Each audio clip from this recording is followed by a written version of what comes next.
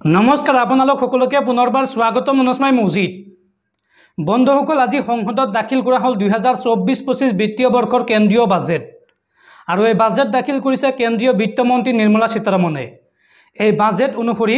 দেখত কেইবাবিধ সামগ্ৰীৰ দাম কমিছে আৰু কেইবাবিধ সামগ্ৰীৰ দাম বাঢ়িছে কি সামগ্ৰীৰ দাম বাঢ়িছে আৰু কি সামগ্ৰীৰ দাম কমিল এই সন্দৰ্ভত সবিশেষ তথ্য জনাম আপোনালোকক এইটো ভিডিঅ'ত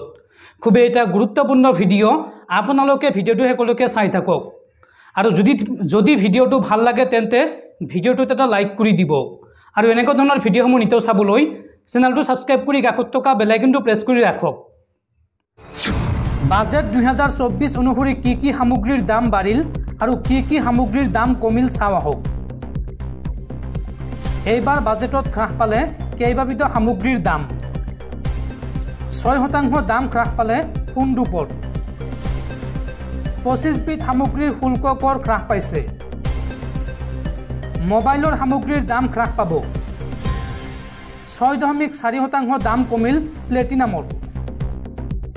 চামৰাজাতীয় সামগ্ৰীৰ মূল্য হ্ৰাস পাইছে 25% বৃদ্ধি পাইছে প্লাষ্টিকৰ সামগ্ৰীৰ আমদানি শুল্ক